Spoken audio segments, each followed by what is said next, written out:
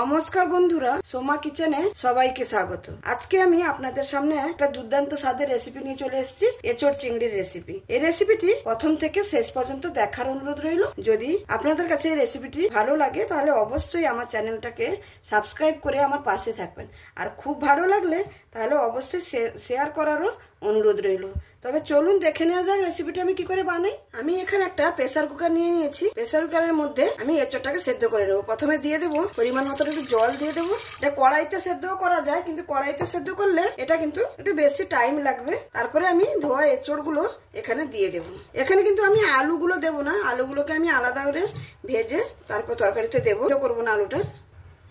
এঁচোড়গুলো দিয়ে দিলাম। এবার আমি এখানে পরিমাণ মতো লবণ আর একটু হলুদ দিয়ে এটাকে সেদ্ধ করে নেব। আর হলুদ দিয়ে আমি এটাকে ঢাকনা দিয়ে 2 থেকে 3টা সিটি দিয়ে নেব। আমি এখানে যেহেতু চিংড়ি মাছ দিয়ে এঁচোড়টা রান্না করব, চিংড়ি মাছটাকে আমি এখানে ভালো করে কেটে ধুয়ে পরিষ্কার করে নিয়েছি। এবার চিংড়ি মাছটাতেও আমি লবণ আর হলুদ মাখিয়ে নেব।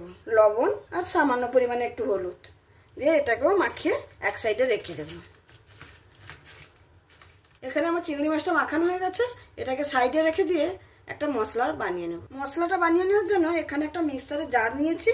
আর জারের মধ্যে আমি দিয়ে দেব 3 থেকে 4টার মতন রসুনের কোয়া আর সামান্য পরিমাণ একটু আদা। আর এখানে দিয়ে দেব একটা টমেটোর হাফ আর দেব পেঁয়াজ কুচি দিয়ে এটাকে আমি সামান্য একটু জল দিয়ে পেস্ট করে নেব। আমি পেস্টটা করে নিয়েছি। দেখুন একটা সুন্দর মিহি পেস্ট বানিয়ে নিয়েছি। এবার এটাকে সাইডে রেখে আমি রান্নার কাছে চলে যাব। আমি এখানে একটা কড়া বসিয়ে নিয়েছি। আর কড়ার মধ্যে আমি পরিমাণ মতন তেল দিয়ে দেব আলু আর চিংড়ি মাছটা ভেজে নেওয়ার জন্য। তেলটা এখানে গরম হয়ে গেছে। আমি এর মধ্যে প্রথমে দিয়ে দেব আলুটা ভাজার জন্য সামান্য পরিমাণে একটু লবণ দিয়ে দেব আর সামান্য পরিমাণে একটু হলুদ দিয়ে দেব। দিয়ে তেলটাকে ভালো করে নাড়াচাড়া করে নেব, চারিদিকে লাগিয়ে নেব কড়ার চারিদিকে। এবার আমি আলুগুলোকে ভেজে নেব।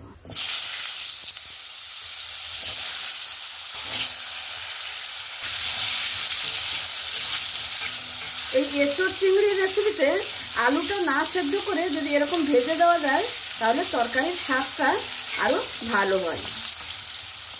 এখানে দেখুন আমি আলুটাকে ভালো করে একদম ভেজে দিয়েছি লাল লাল করে।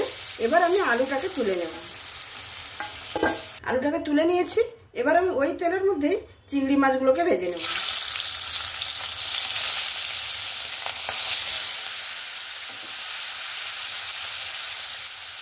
এখানে আমার চিংড়ি মাছটাও ভাজা হয়ে গেছে।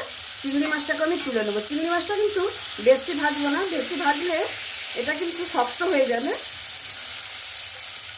ওই তেলের মধ্যেই আমি সামান্য আর একটু তেল দিয়ে দিয়েছি।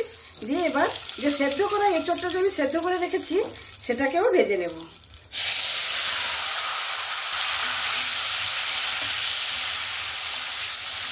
এখানে কিন্তু আমি আর লবণ আর হলুদ ব্যবহার করব না, যেহেতু সেদ্ধের সময় আমি দিয়েছিলাম, তাহলে ভেজে নেব।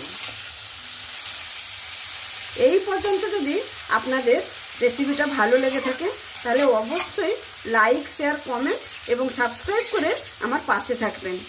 আর যদি খুব ভালো লাগে তাহলে আত্মীয় স্বজনদের সঙ্গেও শেয়ার করার অনুরোধ রইল। এঁচোড়টাকেও সুন্দর করে ভেজে নিয়েছি। এবার এঁচোড়টাকেও তুলে নেব। এখানে আমি রান্নার জন্য কড়াটাকে ভালো করে ধুয়ে পরিষ্কার করে নিয়েছি। এবার আমি তেল দিয়ে দেব। এখানে আমার তেলটা গরম হয়ে গেছে। আমি এখানে ফোড়নে দিয়ে দেব 2টো তেজপাতা। আর তেজপাতা দুটোকে আমি এরকম ছিঁড়ে নিয়েছি। আর দিয়ে দেবো এখানে কিছুটা পরিমাণ গরম মশলা।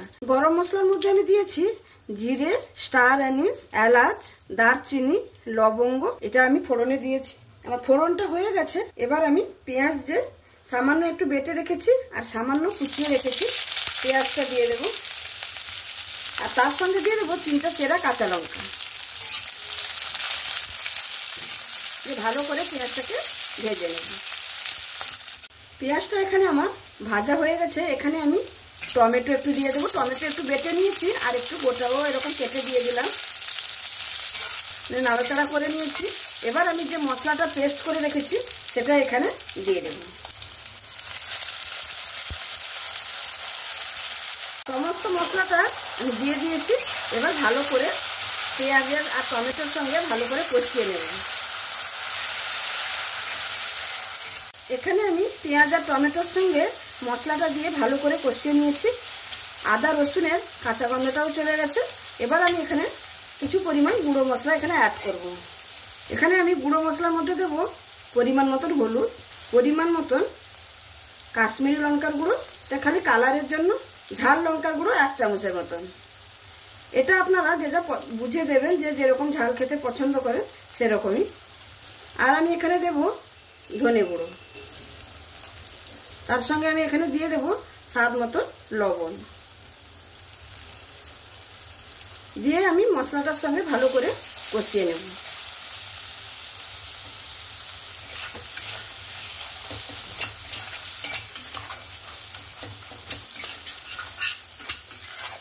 ভালো করে কষানো হয়ে গেছে। এবার আমি যে মশলা ধোয়া জলটা এখানে দিয়ে আরো 1 মিনিটের মতো মশলাটাকে কষিয়ে নেব।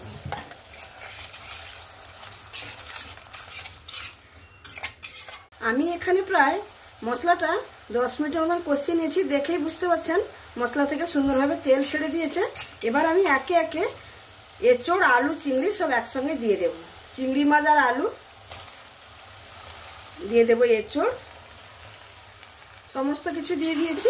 এবার এটাকে মিক্স করে নেব মশলার সঙ্গে ভালো করে।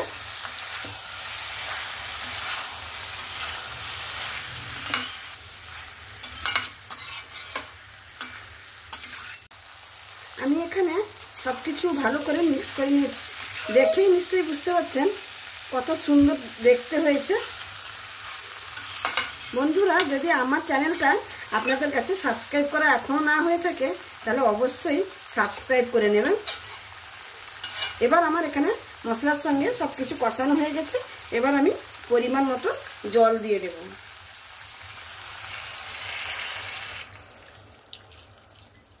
যেহেতু সবকিছু সেদ্ধ আছে আর আলুটাও আমি সুন্দরভাবে ভেজে নিয়েছিলাম, এখানে কিন্তু বেশি জল দেওয়ার কোনো প্রয়োজন নেই। আমি জল দিয়ে দিয়েছি। এবার আমি এখানে জল দেওয়ার পরে সামান্য একটু চিনি দিয়ে দেব। চিনিটা দিলে তরকারির স্বাদটা আরো ভালো আসবে। আর যদি আপনারা চিনি দিতে না পছন্দ করেন তাহলে এখানে স্কিপও করে দিতে পারেন। আবারও আমি মিক্স করে নেব, দিয়ে আমি এটাকে 5 থেকে 7 মিনিটের মতন ঢাকা দিয়ে দেব। এবার আমি ঢাকনাটা খুলে নিচ্ছি। দেখুন তরকারিটা কালারটা কত সুন্দর এসছে দেখুন। আর আমি আলুটা এখানে চেক করে নেব। দেখুন আলু একদম সেদ্ধ হয়ে গেছে, আর এঁচোড় তো প্রথম থেকেই সেদ্ধ হয়ে আছে, এটা দেখার আর কিছু নেই। খুব সুন্দরভাবে সেদ্ধ হয়ে গেছে। রান্নাটাও আমার এখানে কমপ্লিট হয়ে গেছে। আমি নামানোর আগে কিছু পরিমাণ ধনে পাতা দিয়ে দেব, ধনে পাতা, আর একটু গরম মশলার গুঁড়ো। গরম মশলা তো প্রথমে আমি ফোড়নে দিয়েছিলাম, সেই জন্য একটু অল্প পরিমাণে আমি দিলাম। আর আপনারা চাইলে নাও দিতে পারেন। দিয়ে ভালো করে মিক্স করে নেব। রান্নাটা আমার কমপ্লিট। এবার আমি নামিয়ে পরিবেশন করে আপনাদের দেখাচ্ছি।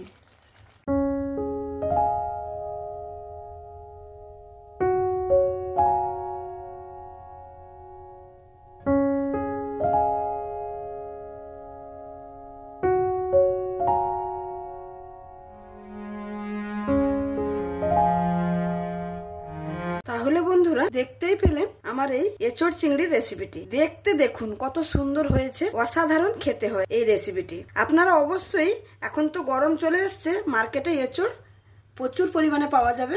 একবার কিন্তু এরকম এঁচোড় চিংড়ি বাড়িতে বানিয়ে অবশ্যই খেয়ে দেখতে পারেন।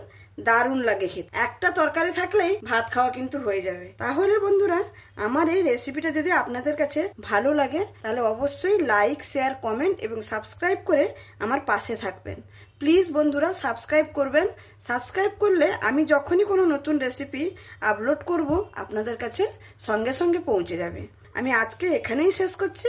আবার অন্য কোনো দিন অন্য কোনো রেসিপির সঙ্গে আপনাদের সামনে উপস্থিত হব। তাহলে আজকের মতন সবাই ভালো থাকবেন, সুস্থ থাকবেন, সাবধানে থাকবেন। ধন্যবাদ।